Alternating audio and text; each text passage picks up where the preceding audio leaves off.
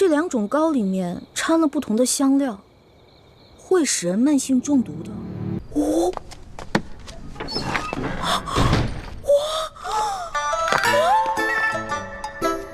幸亏猪哥哥给了我这张地图。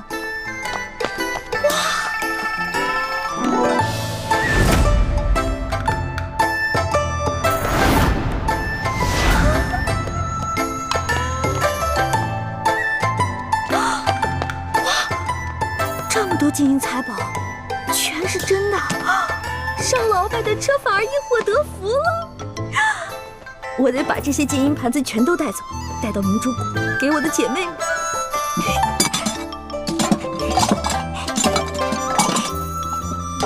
都是皇上用的东西，太棒了！快！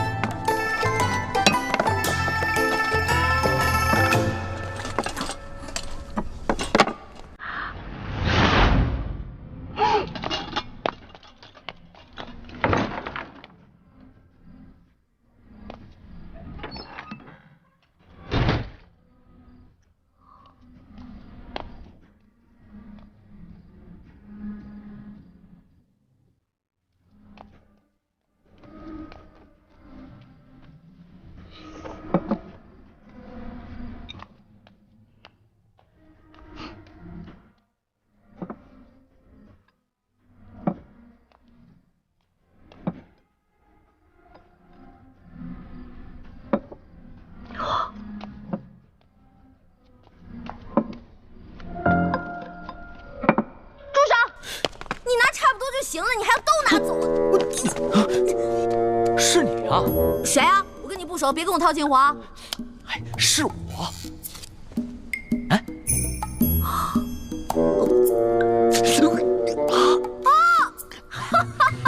是你呀！是不是在啊，我记起来了，我记起来了。嘘啊，嘘，我们换个地方说。走。哎，我的东西，我的东西。啊。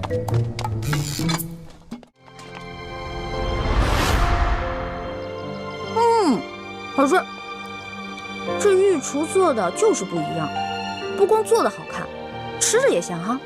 那当然，能侍奉皇上的御厨，那都是天下第一的大厨子。哎，你不是说你是皇上的心腹侍卫吗？那你是他的御前侍卫，你想吃什么可以找他恩赐啊。那干嘛半夜三更的去御膳房偷吃的？我哪是偷偷去吃啊，我那是光明正大的去吃。你要不是为了掩护你，我哪会被那些相熟的侍卫追得满宫跑啊？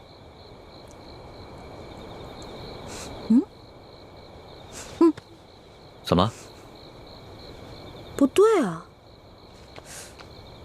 这两种膏里面掺了不同的香料，会使人慢性中毒的。中毒？你别开玩笑了，怎么可能呢？这些糕点是皇上最喜欢吃的，而且皇上平时进膳的时候，都是有专门的人用银针试过的，也有专门的人试吃，怎么可能会有毒呢？真的，这里边的香料性热，而这个糕点里面的香料性凉，两种单独食用不会中毒，但是混在一起长期食用就会使人中毒，并且可以使人心智受损。你没开玩笑啊？干嘛？别动，我来给你把把脉。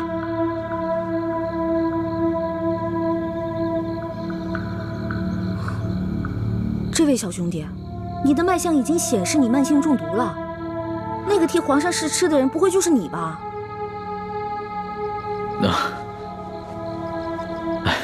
实不相瞒，其实呢是皇上和我最近都感觉到身体不适，所以呢特意让我来御膳房求证一下。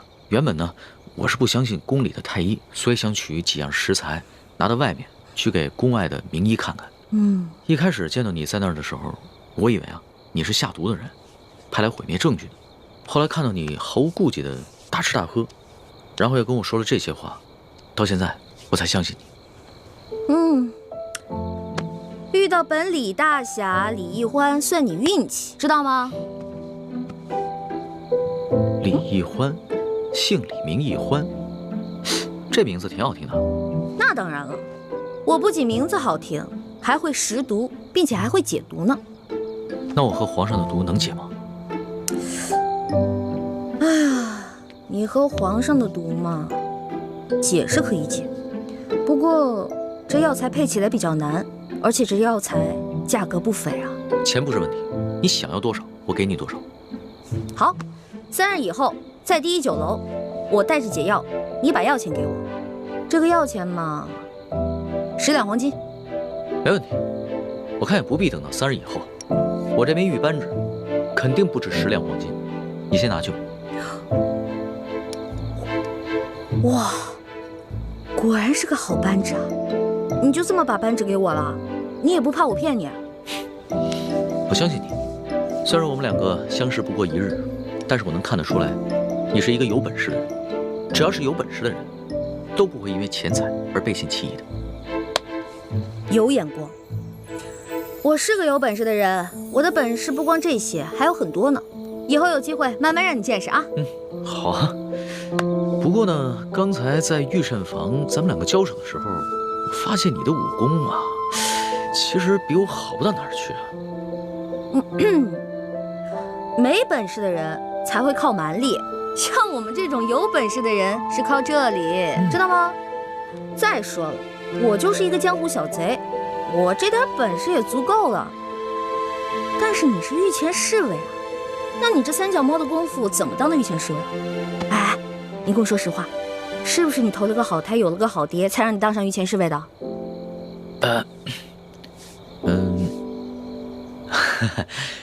实不相瞒，我确实是投了个好胎，有个好爹。我祖上啊是8旗的贵族，我能随侍皇上，也都是我们家里人帮的忙。任人唯亲，这康熙小皇帝呀，果然不是什么明君啊。哎，也就是你啊，说这样的话，要别人说这样的话呢，我早就拉他去见官了。不过呢，你虽然言语上对皇上不敬，但是我能看得出来，你心思不坏。你这个小兄弟吧，通情达理，仗义疏财。我决定了，你这个朋友，我交定了。来，今天高兴，喝酒。我这壶底的酒可不是一般的酒，这个酒呢，是我在山里发现的野山葡萄酒，也不知道哪位仙人何年何月何日酿造的，总之特别好喝。你别以为你是皇上的小跟班，吃惯了好多御食，好多御酒，就不把我这个酒当回事儿了。我这个酒啊，可比你那些御酒好喝多了。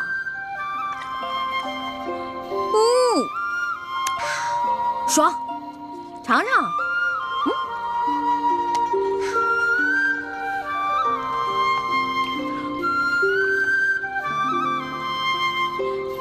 怎么样？啊，是好酒啊，是吧？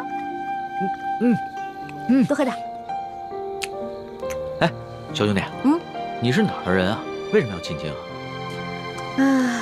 我呀，我就是一个江湖游侠。我进京呢，就是来看一看京城有多繁华，吃遍京城的美食。2呢，我是想找一些珍贵的药材，配一款冰肌雪肤养颜膏，给我姐姐脸上疗伤。你姐姐的脸怎么了？哎呀，别提了，一说到这事儿吧，我就特别内疚。小的时候啊，我背着大人，拉着我姐姐去山里玩。哎，妹妹，咱们回去吧。平日里师傅们都不让咱们上山玩，说山里有野兽，那是他们吓唬咱们呢。走吧。哎呀，走啦！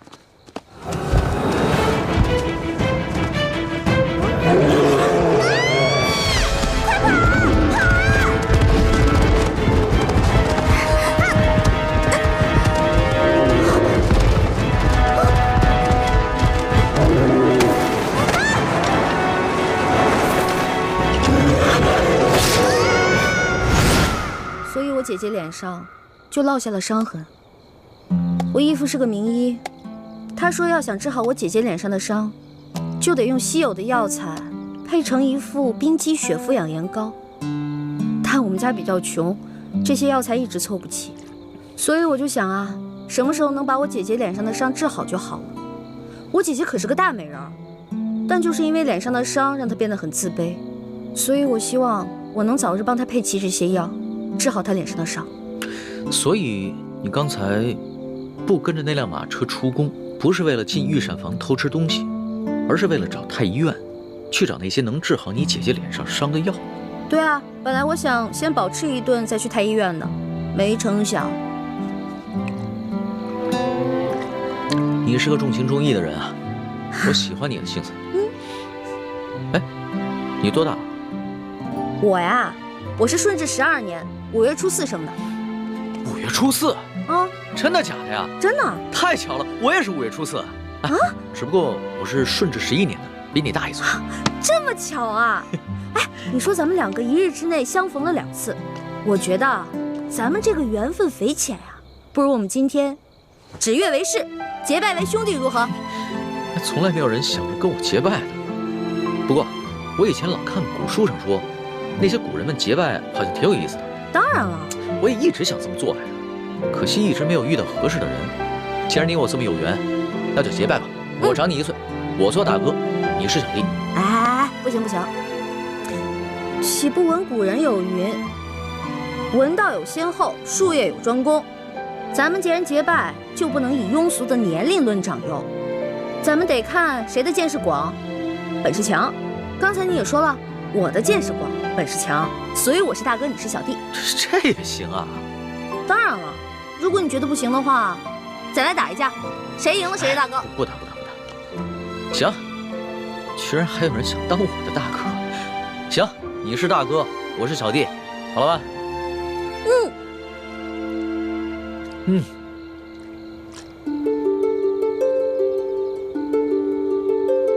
我李易欢，古龙三，今日对着月亮发誓，结为异姓兄弟。从今往后，有福同享，有难同当，永不背弃。同生共死，同甘共苦，如有违誓，天打雷劈。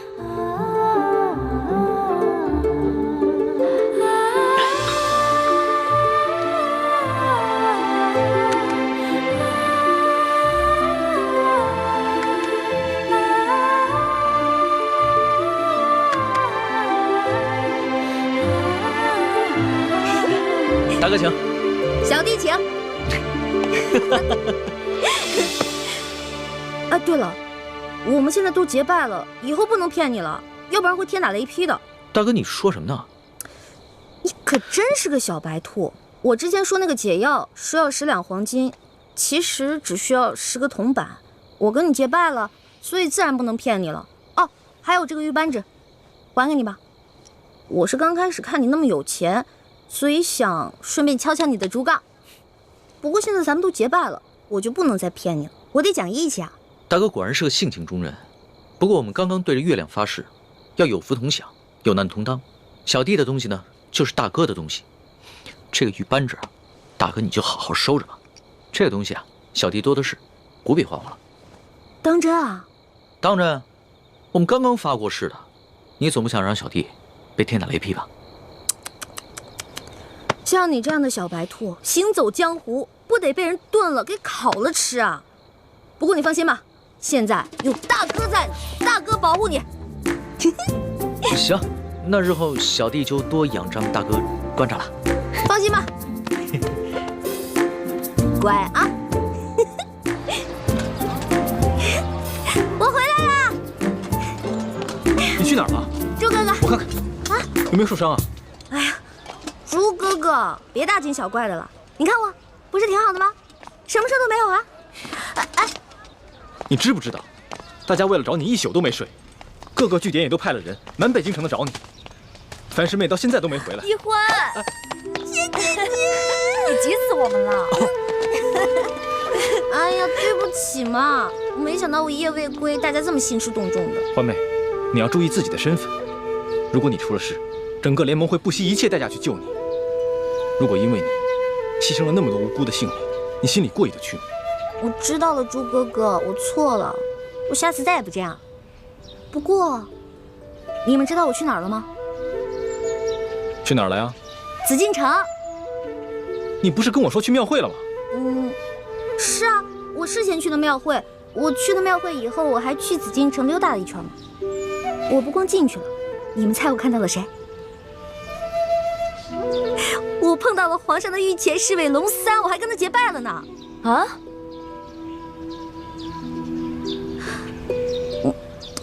我就知道你们不信我，给我。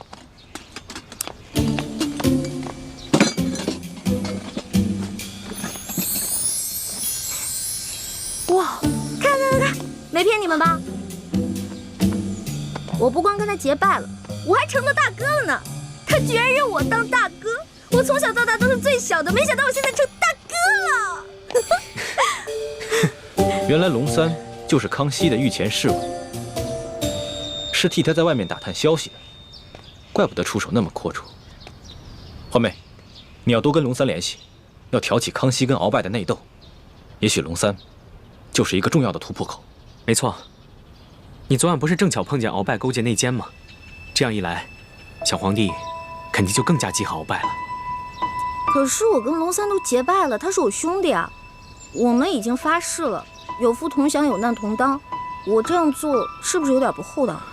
欢妹，情有轻重，义有大小。江湖情义固然重要，但那是小情小义。联盟光复大明，那才是大义。一欢，你要相信咱们这些从小一块长大的兄弟姐妹，可不能被刚认识的人给迷惑了呀。那好吧，我听你们的。皇上头晕的毛病可好些了？略好些了。只是皇祖母，你们都退下吧，和皇后唠些家常。下去。是。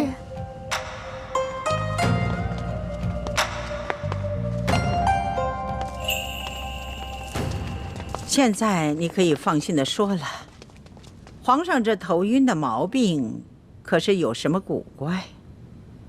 是有人在皇上的饮食中下了毒。下了毒？那太医院的人回话说皇上患了风疾。哀家也奇怪，皇上啊从小就习武，身子骨健壮着呢，又正当年少，怎么可能患上风疾呢？这一定是有人做了手脚，下的什么毒啊？是否危及到生命？皇祖母放心，倒不是什么要命的毒药，只是2种药性相克的草药，长期服用会引起心悸和头晕，无法理政。明白了，竟有人如此胆大包天，肆无忌惮，这在朝里找不出第二个。想必他是看上皇上长大成人了，却不甘心还政于皇上，居然不惜铤而走险来毒害皇上。皇祖母，那个狗奴才已经如此大胆，那可如何是好？如今恐怕也只有您老人家能想办法来压制他了。哀家老了，忠心于哀家的那些老臣们，病的病，老的老，死的死，都指望不上了。此人小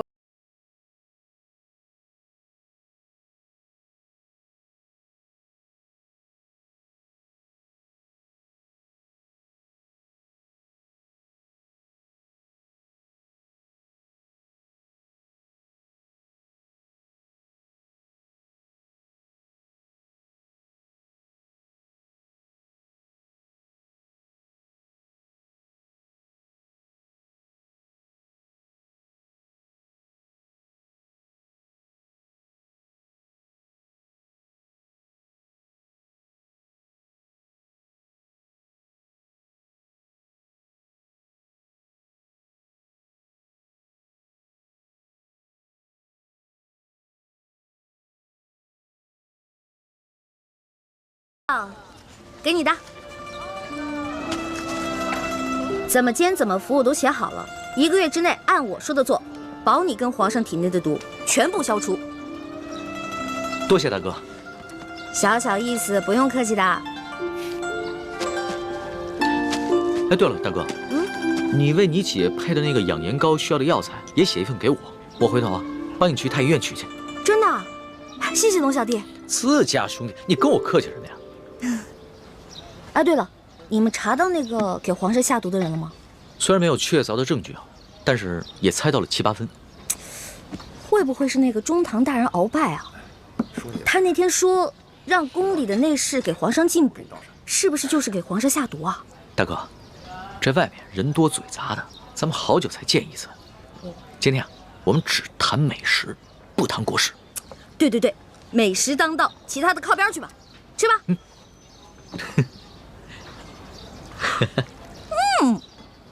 好吃。哎，大哥，我送给你的那把古扇子呢？那把扇子啊，太贵重了，我不敢拿着，所以呢，改明儿我给它当了，兴许能换好多钱呢。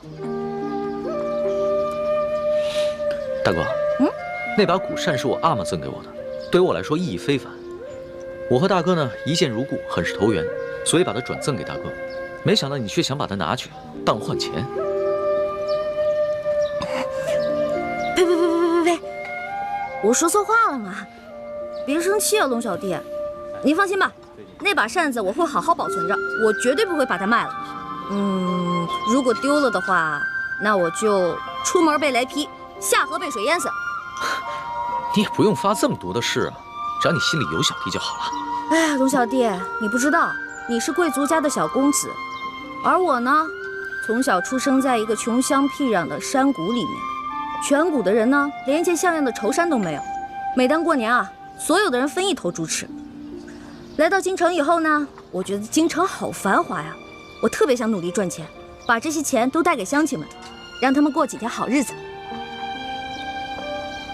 大哥，以后呢，要是缺钱的话，你就来找小弟我，小弟别的忙帮不上，银钱这方面很是方便。只是，大哥千万别再把我送给你的东西拿去卖了换钱。哎，那可不行。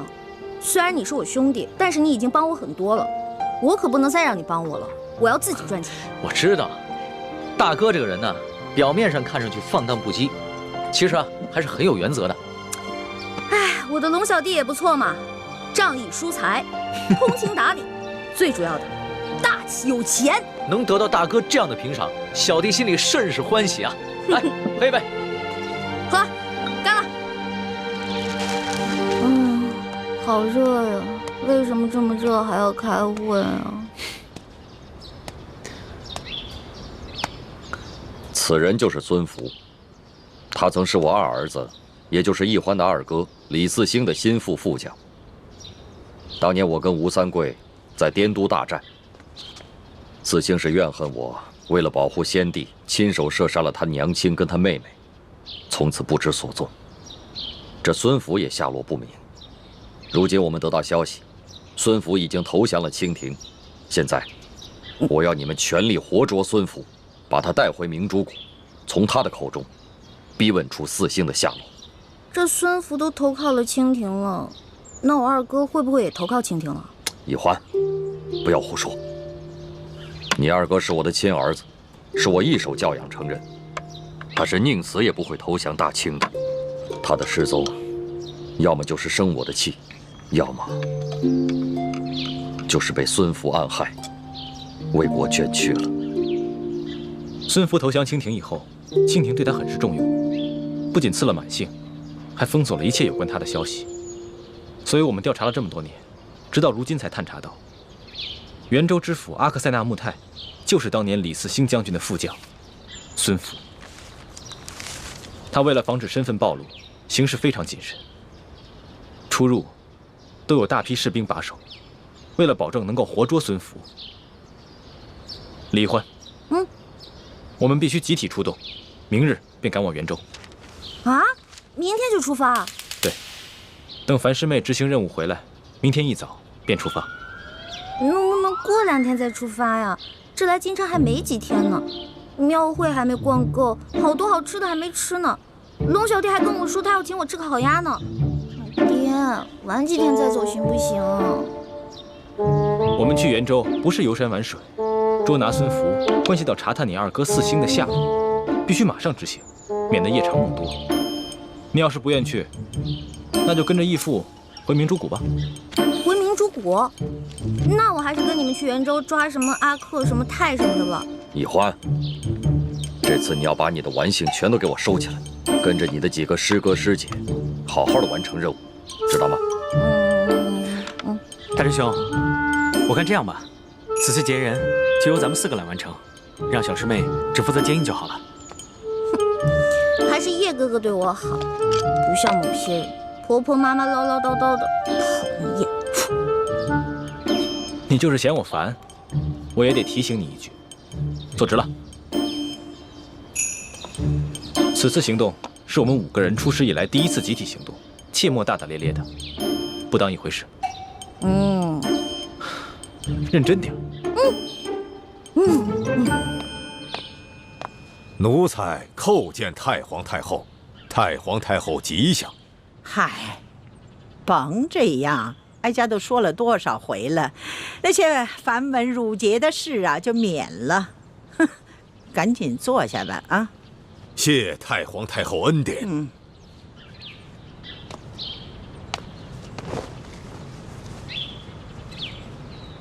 不知太皇太后召奴才来，有何吩咐啊？哎呦，哪有什么吩咐啊？也就是啊，看着眼下春光正好，想找几个老人呢，陪着哀家赏赏春光，是不是？这掐指一算呢，也就剩下你这么一个老东西了，能来到这儿跟哀家说说话。是啊，这多尔衮死了有20年了，索尼也死了3年了，多谢太皇太后还念想着奴才。鳌拜呀，你可是我们大清国爱新觉罗氏的大功臣呢，也是哀家的老相知，哀家自然的时时刻刻会想到你。好在皇上已经成人了，哀家这担子呢该卸一卸了，你说是不是？太皇太后所言极是，太皇太后也是不容易啊，辅佐了3代帝王，功盖千秋，真可谓是古往今来女中第一呀！哎呦，什么功盖千秋啊，天下女中第一呀，这都是虚名虚词儿。哀家不过是尽了一点本分而已，哀家就是指望着皇上亲政，这朝廷稳定。太皇太后放心，奴才定会尽力辅佐皇上，以不负先帝托孤之情。其实呢，你这些年对大清朝啊，一直是尽心尽力。哀家呢，这心里头领情。这皇上是刚刚亲政啊，哀家虽然老了，但是呢，哀家还是要竭尽全力来保护皇上。谁要是对皇上不敬，哀家呢，就算是拼了老命，也让他不得好死。请您放心，若是有人敢对皇上不利，那我鳌拜绝不会放过他。好，鳌拜，只要有你在，这朝堂上下就不会有人对皇上不敬。你也是3朝元老了，哀家呀，就是相信你有始有终。你哪怕是为自己和为自己的子孙博取一个美名呢，是不是？奴才多谢太皇太后的信任，奴才定当殚精竭虑，以不负太皇太后的期许。你瞧瞧，又来了。瞧瞧前面这一片的荷花啊，怎么着？去瞅瞅去。瞅瞅。得嘞。走。小兄弟，你总算来了。龙三少爷一直在找你呢。我家里有点事儿，回趟老家，昨天才回来。哎，你赶紧帮我通知龙三，你就说今天晚上我在京城第1酒楼等他请我吃饭。好的，我马上去告诉他。老大，你这一走就是2月，也不通知小弟一声，害得小弟是日日替你担心啊。我走的时候本来想跟你说来着，但是我哥哥把我拦住了，说要赶路，就没有这个机会了。是家里出了什么事吗？不过呢，现在已经解决掉了，没事了。解决了就好。来，小弟敬你一杯，算是给你接风了。干了。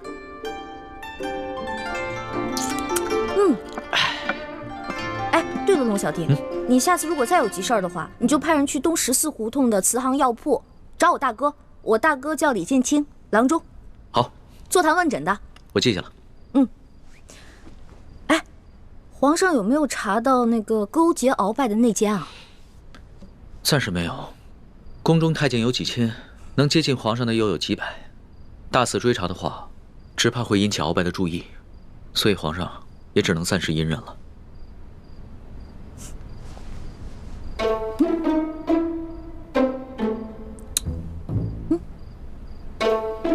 哎呀，我查一查你的毒解没解嘛？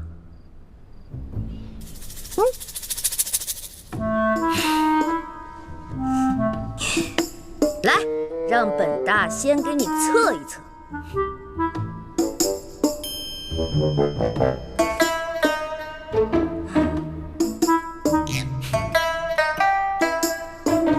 不错，你的毒已经解了。皇上的呢？当然也解了。皇上龙颜大悦，说呀要重重的赏赐你的。真的假的？龙小弟，我发财了！我发财了！龙小弟，我发财了！你知道吗？这次回去啊，我给我的兄弟姐妹们带了好多东西，他们看到以后可开心了。我看到他们开心，我就特别开心。看着老大的笑脸，小弟的心里也是很开心啊。不过，这皇上毒解了，鳌拜会不会起疑心啊？他会不会想着别的法子再害皇上啊？你小声点吧，皇上哪有那么傻呀？当然是继续假装中毒，掩人耳目了。再说了，近日元州知府突然失踪，鳌拜正在亲自查办此案，没空顾得上宫里的事情。元州知府失踪了，那会不会被人暗杀了？很难说呀。近日明珠谷的乱党活动猖獗，这元州知府失踪之事多半与乱党有关。鳌拜已经加大了对乱党的清剿力度。老大，小弟知道你一向喜欢行侠仗义，可最近这段日子你可得千万小心，别做什么违法乱纪之事。知道了，龙小弟。吃吧。吃饭。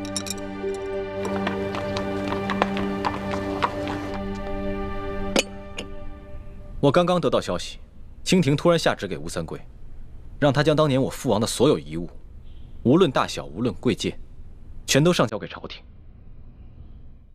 可永历帝被吴三桂已经弑杀了这么多年，清廷为什么要在这个时候突然要吴三桂上交永历帝的遗物？应该是为了那1号金钥匙。当年我父皇手上的那把金钥匙，最后落在了吴三桂手里。吴贼虽然不知道金钥匙的作用，但见我父皇贴身收藏，想必不同寻常，所以就没有上交给朝廷。如今清廷不知从哪里打探到了铜匣的秘密，又不想惊动吴三桂，所以干脆让他把所有的遗物都上交给了朝廷。那吴三桂会把金钥匙交出来吗？这也不一定。如果吴贼知道了金钥匙的秘密，那他未必肯交；如果他不知道的话，他应该不可能为了一把金钥匙而冒着抗旨欺君的风险。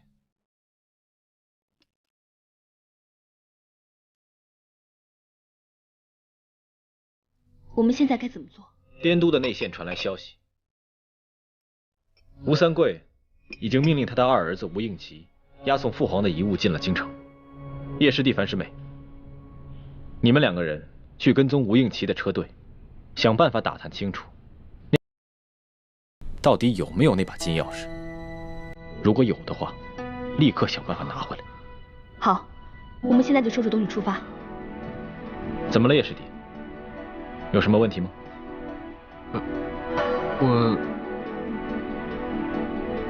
我想留在京城，陪大师兄一起寻找铜匣。叶师弟，你留在京城，只怕不是为了帮我找铜匣，而是舍不得某个人吧。大师兄，你误会了。叶师弟，大师傅说过，出谷之后，一切行动要听从大师兄的指挥。再说，从吴应奇手中拿回金钥匙的任务也很重要，怕是我一个人应付不来啊。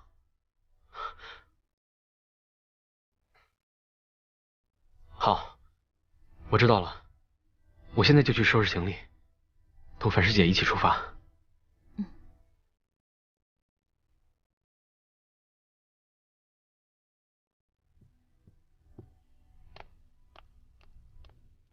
哎，小师妹呢？怎么不见她呀？她去见龙三了，我让她去打探孙福失踪以后蜻蜓的动静。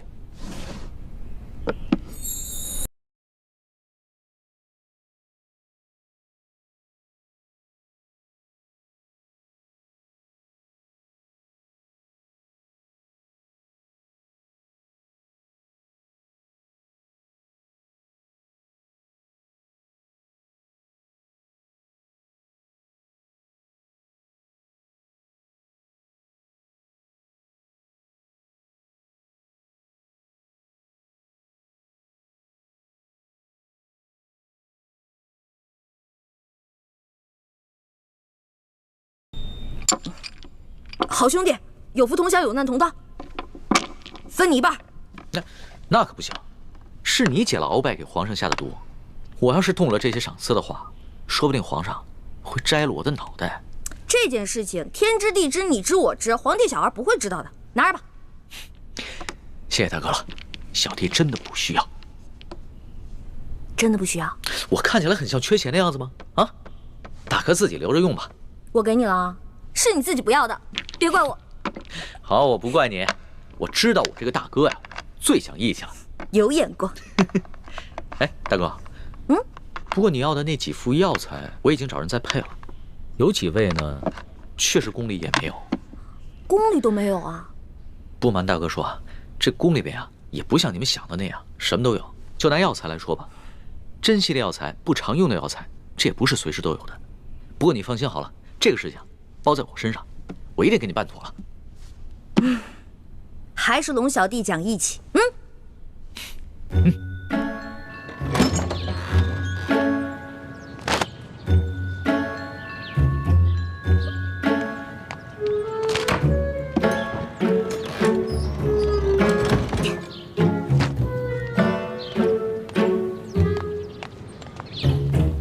站住！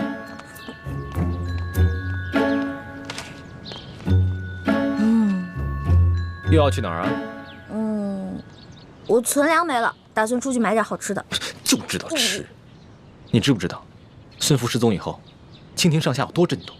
现在外面风声有多急？知道啊，不过孙福跟他的贴身侍卫早就死翘翘了，怕什么？你呀，本事不大，胆儿倒挺肥的。现在蜻蜓在全国范围内加强了对反清势力的清洗，不要说是袁州，就连京城，也比平时多了很多的暗探。知道了，猪哥哥，我就出去买点吃的，马上就回来。你的保证我可信不过。你还记得袁州春风院的老鸨吗？当然记得了。那日我跟叶哥哥把他的春风院洗劫一空的时候，那个老鸨呼天抢地、撒泼打滚的样子太有意思了。抢劫妓院，亏你想不出来。每次行动都是这样，不知道轻重。当时情况那么危急，少跟我嬉皮笑脸的。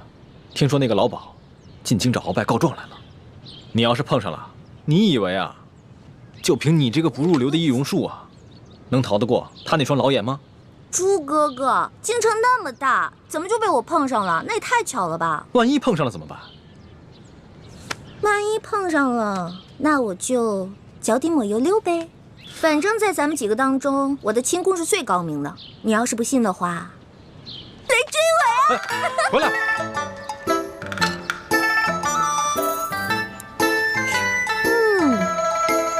香，好鸭来了。放这放这。爷，您慢用。就等你了，走一个。客官且慢，客官且慢，对不起，这盘烤鸭呀上错了。哎，给我放这儿。没上错啊，我也点了。实在不好意思，隔壁那雅间的客人也点了烤鸭，只不过不凑巧，本店今天就剩这么一只了。那这也是我的，我先点的，所以烤鸭就是我的呀。客官您看这样，今天您的菜钱我给您老打个8折，另外再送您老2个好菜。呸！谁要你打折？小爷有的是钱，看到了吗？真金的，拿去拿去。客官，隔壁的客人来头不小，小人实在是得罪不起，还请您老多多包涵。你才老呢，你才老呢！呸呸呸呸呸！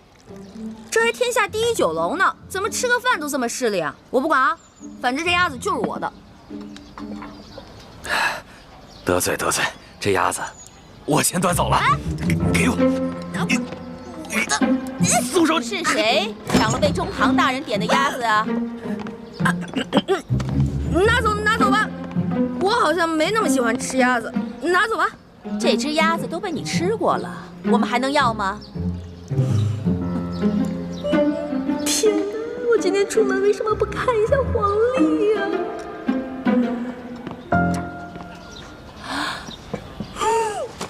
是你？不是我，小丫头，上次在我春风院，你就已经被我识破一回了。老娘我阅人无数，就你这点小把戏，能瞒得过老娘的眼睛吗？想吃顿饭怎么就这么难呢？给我抓住他！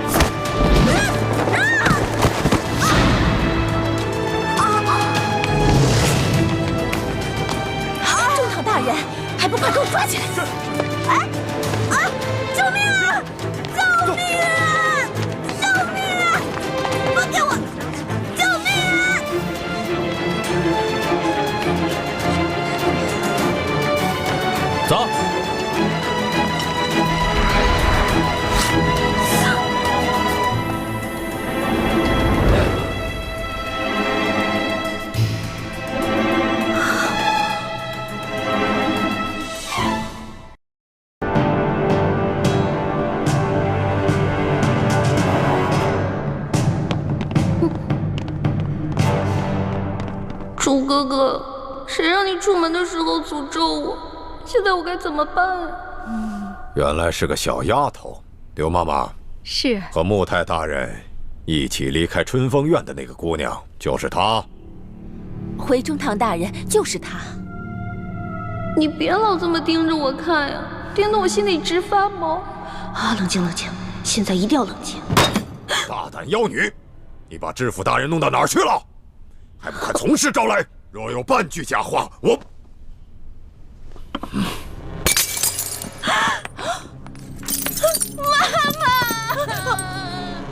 妈妈救命！妈妈救命！哎呀，只要你老老实实说出知府大人的下落，我可以向中堂大人求情，饶你不死啊！快说！真的？快说快说！行吧，那我说。那日知府大人呢，说要带小女子去一个好去处，当时小女子开心极了，还以为从此攀上了高枝，可以无忧无虑了。可谁知道知府大人却把小女子带到了一个特别偏的地方。当时我就想啊，这也许知府大人的正事太厉害了，想要收小女子做外宅。可是这马车跑到一个小树林，知府大人自己下去了，让小女子在车上等他。这小女子啊，就偷偷掀开车帘子，就看到知府大人跟一帮黑衣蒙面侠说些什么。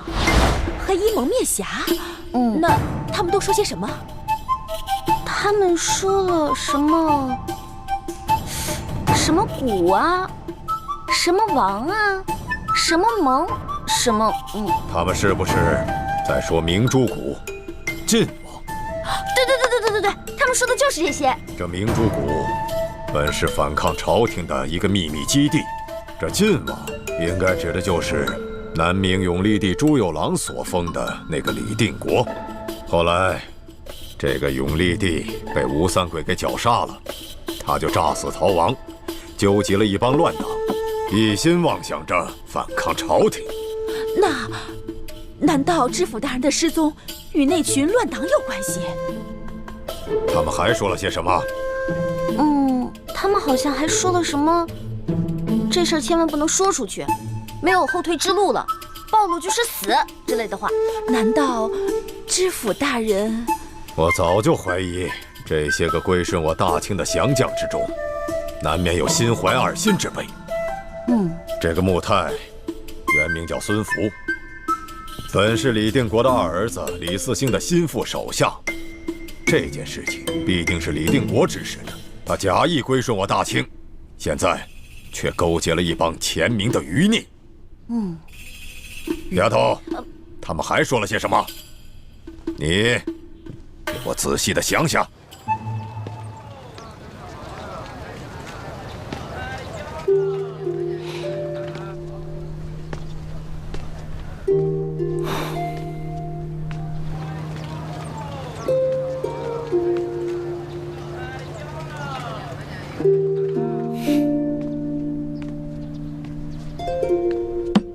他们都是一些零碎的只言片语，我也没听清楚，但是我听到了一个人的名字。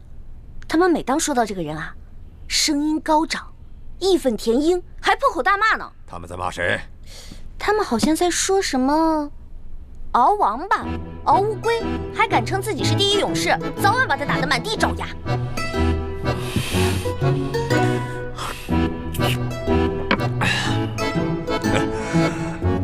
小丫头，你别害怕，你给我往下说。后来呢？这后来啊，小女子就听明白了，好像是知府大人想带小女子去那个什么明珠谷，刚才说的明珠谷，但是那几个黑衣人呢，偏使不让，他们让知府大人把小女子给杀了。当时我怕极了，这个时候，知府大人旁边的卫队长直接把刀就给拔了出来。驾！驾！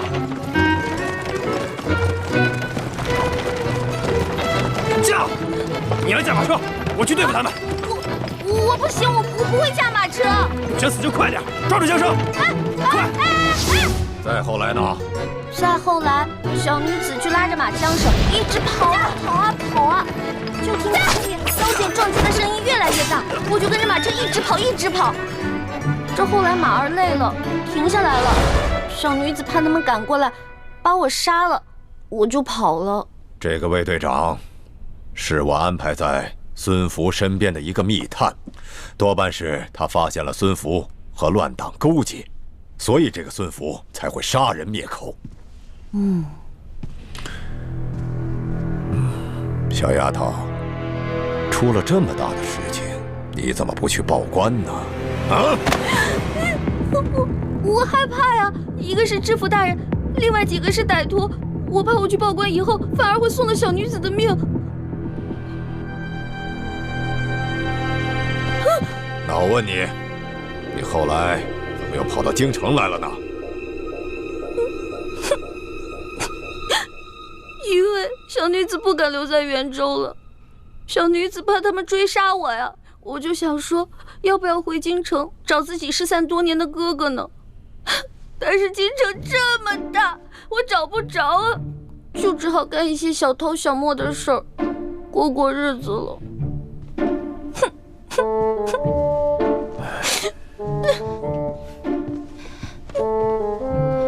中堂大人，您说这丫头说的这番话可信吗？此事涉及到诸多复杂的背景和隐秘之事，绝非一个普通的小女贼所能够知晓。可是她又说的这番流畅，不像是临时编出来的谎言。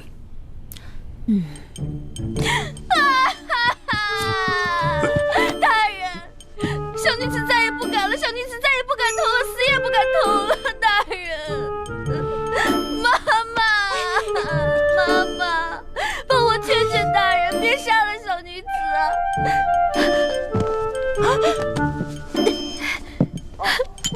这是小女子以前偷的，全当孝敬您的。帮我跟大人求求情，千万别杀了小女子啊！妈妈，中堂大人，您看这丫头该如何处置？且先不要声张，这样，先把这个小丫头带回府上再说吧。多谢大人，多谢大人。主子，不好了，出事了！出什么事了？刚才奴才到慈航药铺去传话，药铺的掌柜跟我说李少侠他失踪了。易环失踪了？啊！药铺的掌柜说，李少侠的哥哥现在急得团团转，正在安排人四处寻找呢。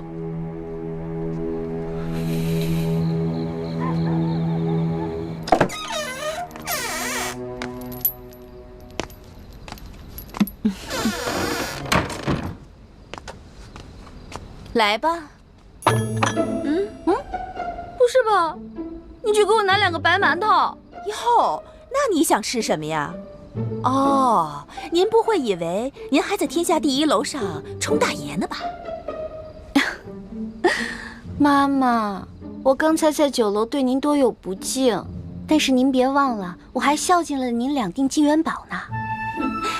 所以呀，我才来给你送2个馒头啊。妈妈我呀，也是有原则、讲情义的。2个馒头换2个金元宝，这馒头也是我见过最贵的了。不过有馒头总比没有强，起码不会被饿死。吃。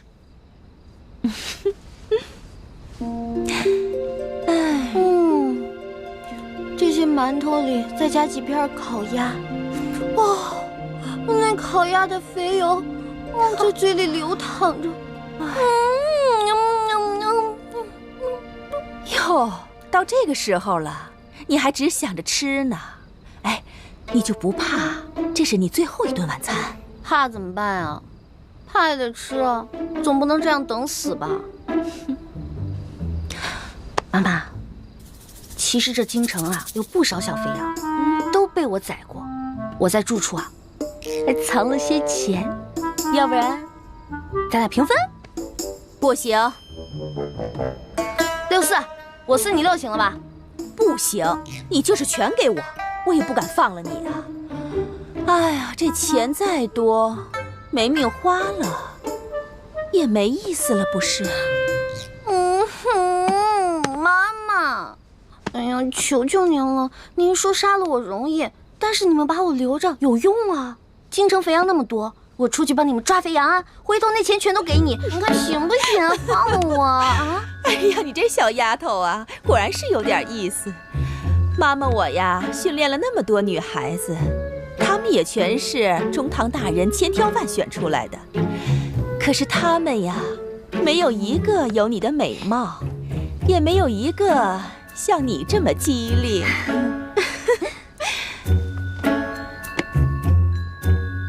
所以妈妈，你这意思是可以放了我了？哎呦，我哪敢放了你呀？哎，不过妈妈我呀，也是有原则、讲情义的，也不能白收了你的金元宝，不是？我今天呀，就是来给你指条生路的。妈妈，请说。易姑娘那一番谎话，说的是声情并茂，丝毫没有破绽，居然连老奸巨猾的鳌拜都被她骗过去了。这鬼丫头仗着自己有点小聪明，就胆大包天。她虽然骗过了鳌拜，可是也被鳌拜带进了鳌府。鳌拜究竟会怎么处置她，还很难说。我们呀，在鳌拜府中也发展了内线，不过鳌拜不信任我们的人只能在外围当差。不过我已经吩咐下去，让他们想尽一切办法打探消息。鳌拜性情暴虐，易欢在他手里非常危险，我们必须尽快想办法救他出来。少主，龙三少爷那边差人来问，可救出易欢少侠了，是不是需要什么协助之处？你去告诉他们，还没有找到易欢，不过我们会自行解决，就不麻烦他们了。多谢他们的好意。是。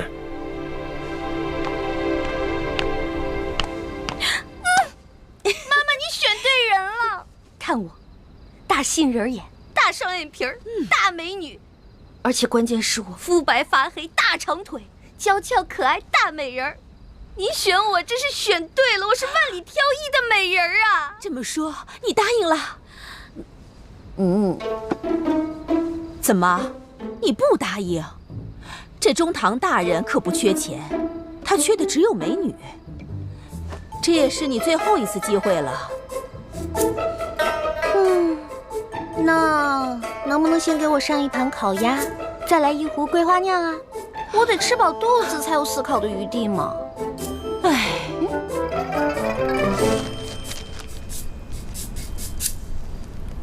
小虎，通知敖府的内应，告诉他，我会在府外100丈之内的地方等他的消息。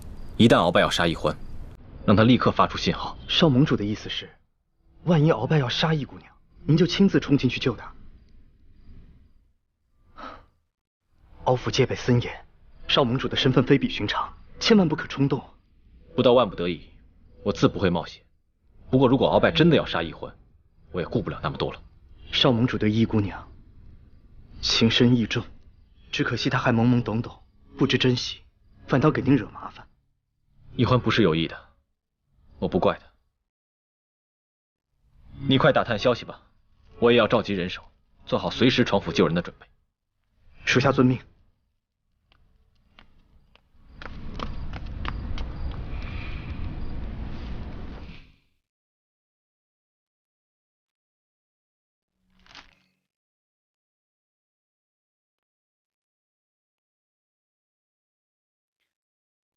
看来易欢一定是出了什么事情，他的哥哥不肯告诉我们实话。是啊，主子。不过这事我看您就别太着急了，他们江湖人士出了事情，总有自己的方法来处理。再说了，现在咱们也不方便出手啊。你派一些人在慈航药铺外守着，一有消息马上通报。主子，您看，这天色也不早了，要不您还是先回府吧，不然的话，这老太太要是知道了，可又得怪罪奴才了呀。走吧。好，请。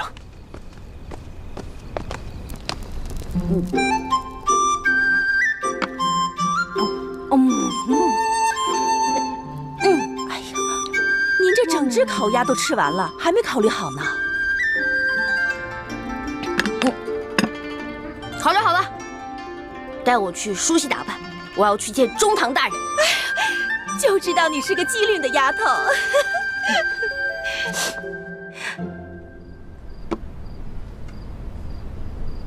刘妈妈，你真觉得易欢这个丫头，她合适吗？大人，这宫中虽然美女如云，可大多怯懦胆小。像易欢这么娇俏活泼、聪慧机灵的女孩子不多。如今啊，皇上正当青春年少，应该呀很容易就被这种女孩子吸引的。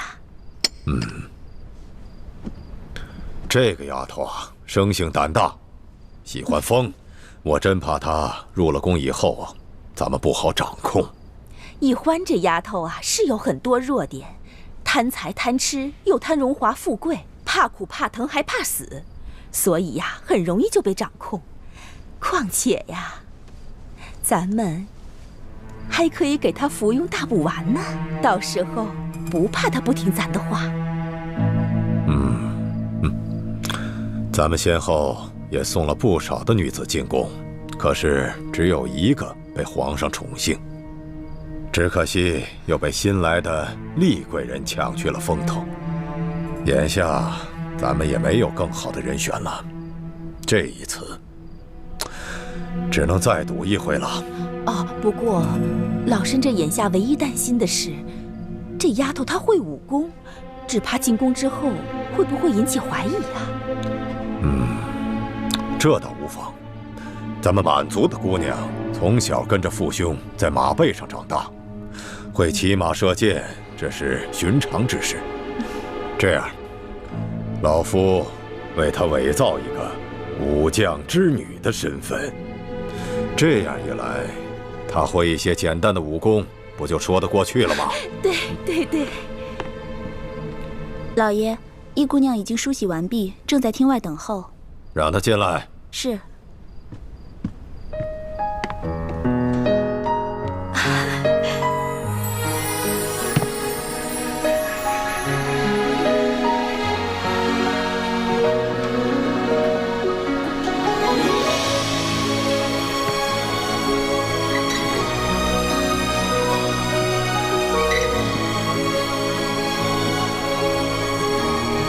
小女子拜见中堂大人。好，好，好。谢谢中堂大人不杀之恩。易欢，你是否真心愿意为老夫所用啊？小女子誓死效忠大人。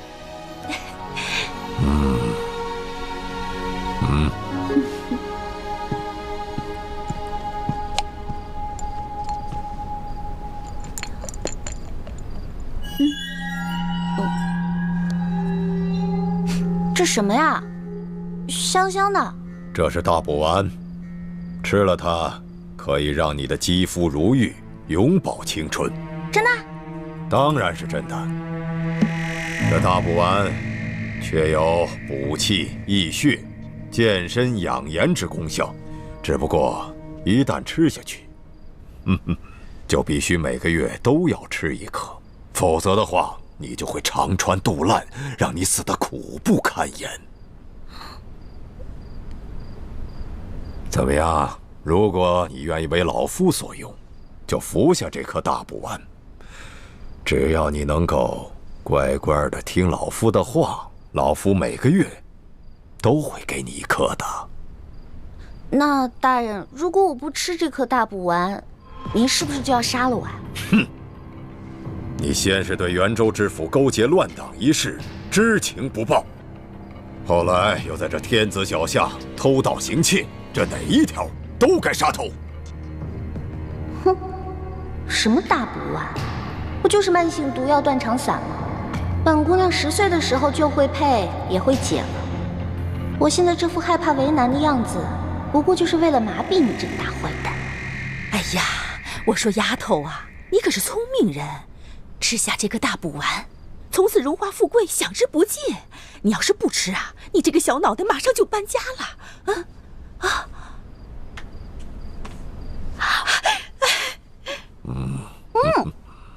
甜甜的，跟糖似的。还有吗？你真拿它当糖丸了，当饭吃呢？您看你，我不吃的时候吧，喊打喊杀的。我说再吃几颗，你又舍不得。你说这丫头多有趣啊！刘妈妈，离这批秀女进宫的日子只剩下7日了，你要抓紧时间好好的调教她，切不可让她露了马脚。是大人。什么？鳌拜不仅没有杀易欢，还给他安排了一处别院，派了2个丫鬟来伺候他。易姑娘也不知道想出了什么办法，事情的进展出乎我的意料。不过至少易姑娘暂时安全了。少盟主，还请您先撤，我们的内线会想尽办法跟易姑娘接上头的。一有消息，我马上禀报少盟主。好，多加小心。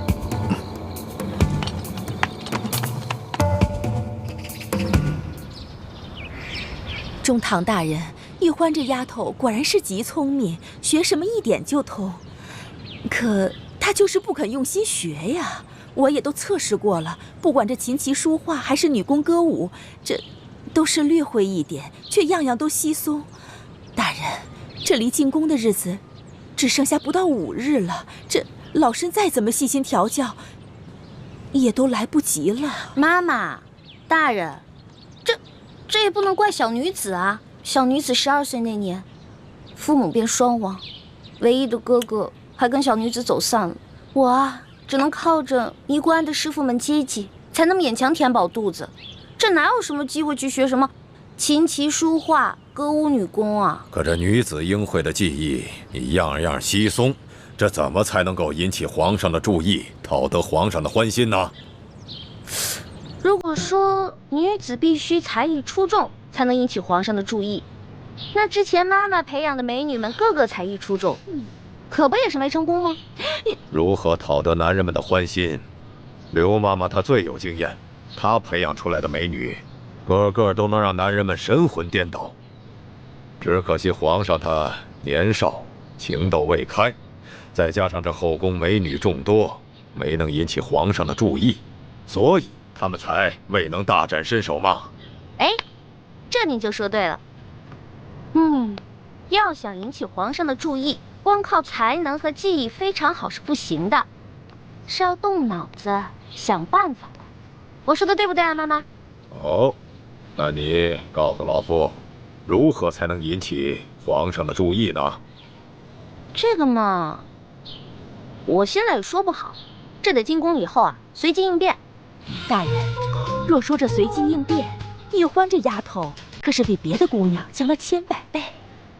大人放心吧，为了不辜负您对我的期望，也为了我自己能在宫中谋个好前程，我一定会努力引起皇上对我的注意。也罢，这圣心啊最难测，如何邀得圣宠，这只能看你自己的造化了。只可惜老夫没有女儿，若是老夫有一个像你这般机灵的女儿，那就好了。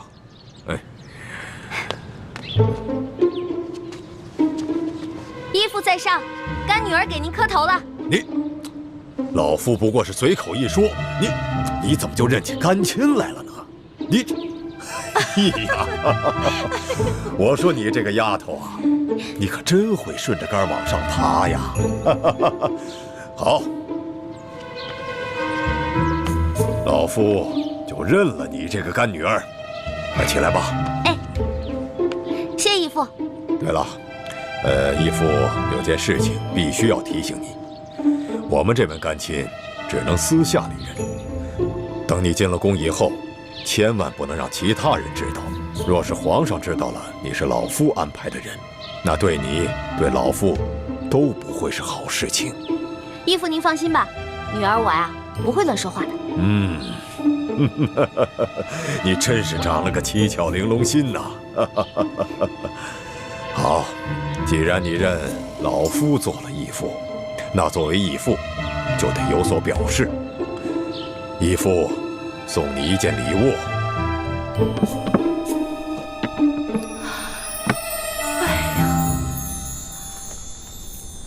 这件金蚕丝背心乃是天下独一无二的宝物，轻薄柔软，却刀枪不入，水火不进。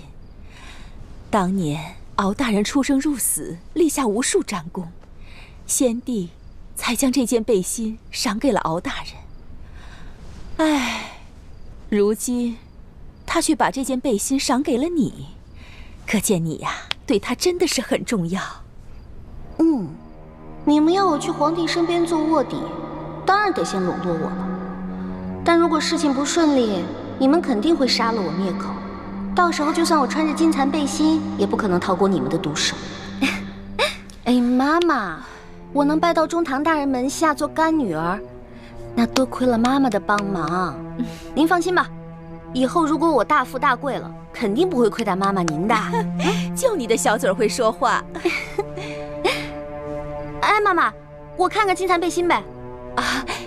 你看看，金蚕背心有那么厉害吗？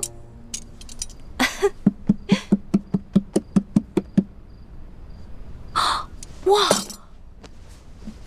真的都没破哎！妈妈，你快帮我收好，快！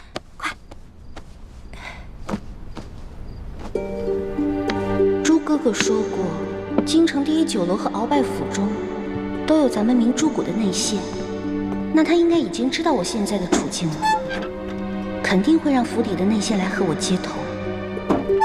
这老东西一直守在我身边，寸步不离的，真是讨厌。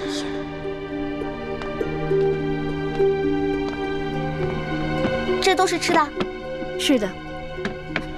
易姑娘，这些菜是特地从京城第1酒楼给你订的，尤其是这盘酱鸭头，是酒楼新来的厨子朱师傅为您准备的。朱师傅说了，姑娘品尝过后，有什么需要改进的，朱师傅会尽量满足您的要求的。我知道了，你先下去吧，记得再给我拿一壶桂花酿过来。是。妈妈，您看啊，这么多美食，其实我应该跟您老一起分享的。但是你也知道，我这个人吧，最大的缺点就是贪吃，再加上上次您在酒楼里跟我抢一只鸭子，那事儿在我心里留下很深的阴影啊。所以，您要是跟我在一桌吃饭的话，我这内心肯定会特别害怕。要不然您就先放心，我不会跟你抢吃的，我自己回房间吃啊。不过，待会儿吃过晚饭之后啊，我要陪你一起同床共眠。这同床共眠就算了吧，我从小到大都没跟人同床共眠过，而且这同床共眠，我看着您这张老漂亮的脸，我睡不着啊。今晚不行，我必须要陪你一起睡，因为今天晚上妈妈要调教你一些床上功夫。哎呀，只有这样，皇上召你侍寝之后，才会被你迷得神魂颠倒。你现在害羞啊，等将来进了宫，得到了皇上的圣宠，你还要感激妈妈的调教之恩呢。行，我谢谢你妈妈。你别说了，你赶紧走吧。你走吧，你说的我都羞死了。快回去吃饭吧。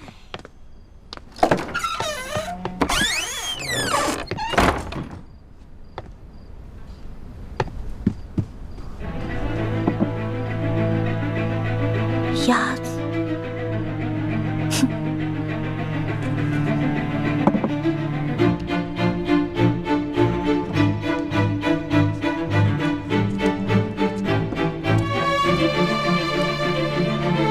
已安排内线救你。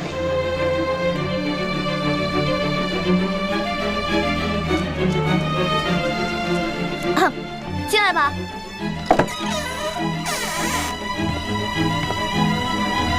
易姑娘，您要的桂花酿。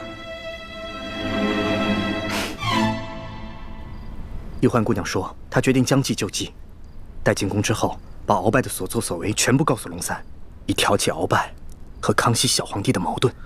易欢虽然口口声声反对我们光复大明，但一旦有机会，还是会奋不顾身地帮助我。玉欢姑娘还说，鳌拜对她不太信任，正在满京城查找他失散的哥哥。为了不让鳌拜起疑心，还请少盟主做好准备，配合他演好这出兄妹相认的戏码。知道了。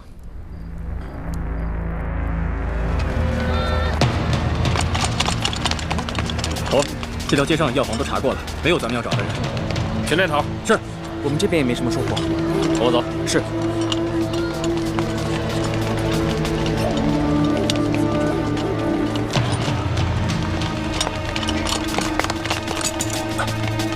掌柜的，怎么了，各位军爷？有什么事吗？你这儿可有一个叫李建清的年轻的郎中？有，不过正在给病人看病呢。军爷，你就是李建清？正是。好了，怎么，军爷想要看病吗？蜀中人士。是。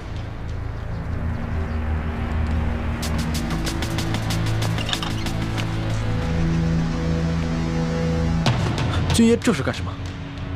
太好了，李先生，终于找到你了，跟我走一趟吧。中堂大人，易欢这丫头啊，果然是冰雪聪明。不管是给她安排的身世，还是要她熟悉的材料，那都背的是滚瓜烂熟啊。还有那些重要的私密记忆，我昨夜都已传授给她了。好，果然是个好苗子。易欢啊，再有3日你就该入宫了，你可要好好的准备。你入了宫以后，老夫就不能安排人照顾你了，以免他人怀疑你是老夫安排的人。至于你是否能避开后宫那些复杂的算计，能否引起皇上的注意，邀得圣宠，这一切就得全靠你自己了。义父，您放心吧，我一定不会辜负您对我的期望的。好，今天义父还要送你一件礼物，相信你一定会开心的。什么礼物啊？你看看谁来了？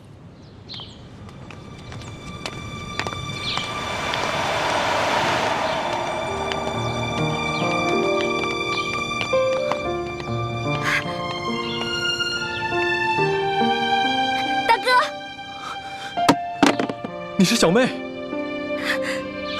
大哥，大哥，对不起，都是我不好，我以后再也不会这样了，以后我一定听你的话。小妹，真没想到会在这里遇见你，我还以为你出事了呢。你知不知道，这些年哥哥一直在找你，找不到你，我心里多着急。知道了，我以后再也不会那样了。小美，大哥，没事就好，过去的事情就不要再提了，啊！啊，快来快来，我来给你介绍，这是义父，快给义父跪下。草民李建清，拜见中堂大人。一谢大人救了欢妹，二谢大人让我们兄妹团聚。不必多礼，起来吧。谢大人。坐。义父让你坐呢。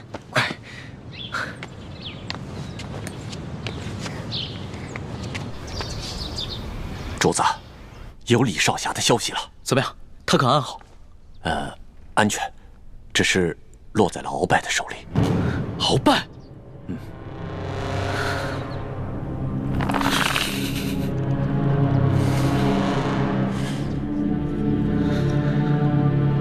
恕草民冒昧，中堂大人最近是否经常心神烦躁？是否无论何种美食，都是食之无味，难以下咽？你怎么知道？医者，望闻问切，可治百病。草民看中堂大人的脸色，似有思虑过度之症。这过思则伤脾胃，也伤元神，自然会食之无味，难以下咽。那可有办法医治啊？这个简单，待草民为大人号个脉，开几副方子调养调养，自能改善。早就听易欢说过，你这个当哥哥的，自幼跟着师傅在外游历行医，学了一身的好医术。虽然是不能够让人起死回生，但也是救人无数。今日一见才知道，他所言非虚啊。老夫现在年龄大了，经常身体不适，你可否愿意留在府上为老夫效力呢？这个老坏蛋，果然还是不放心我，想拿朱哥哥做人质。草民做了多年的游方郎中，虽然学到了不少民间的验方，但四处漂泊，甚是辛苦，所以想在京城安顿下来，慢慢谋个前程。只是坐堂问诊，收入微薄，若能投靠在中堂大人门下，草民自是求之不得。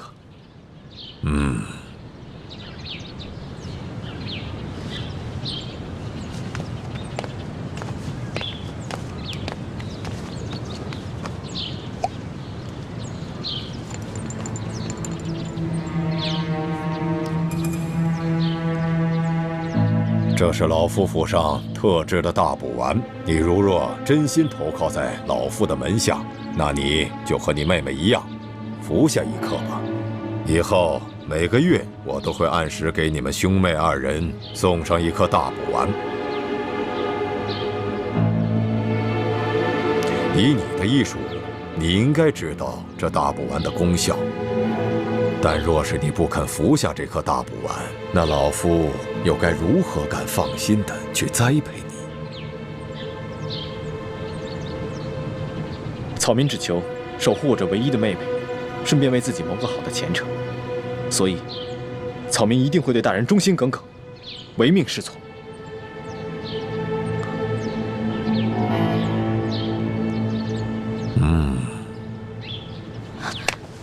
义父，女儿还有一事相求，希望义父可以答应。你尽管说，只要老夫做得到，都会满足你。可不可以在宫中也给我哥哥某一份差事啊？因为这样我们两个既可以互相照顾对方，而且不用经过他人之嘴传给您宫中什么事儿啊，直接让我哥哥来跟您说，既方便又安全。您觉得呢？这个主意不错。眼下就有一个绝好的机会，宫中的太医院本月之中就有一个老病告退，一个回乡丁忧，眼下还正缺人手。以李先生的精湛医术啊，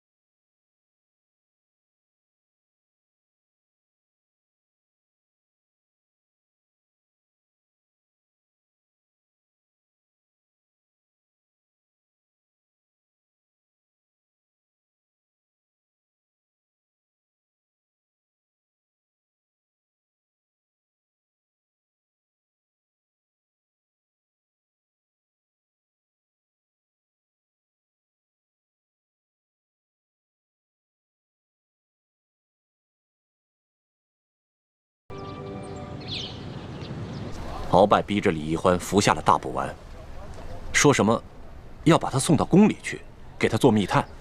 大补丸？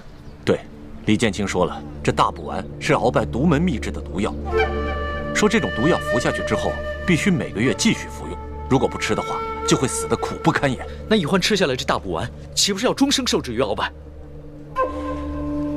是啊，主子，眼下看来，只能是这样了。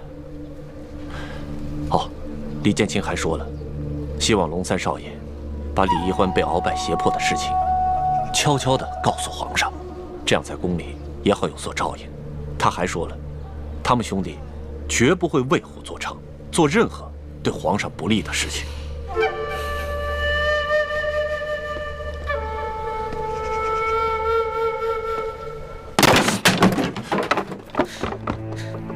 主子，您息怒啊！这个鳌拜越发的胆大妄为了。这样，你回去告诉李建清，就说我会尽快禀明皇上，在宫里对易欢多加照拂。好，还有，皇上会尽快的去找鳌拜，为易欢拿到解药，让他放心吧。这。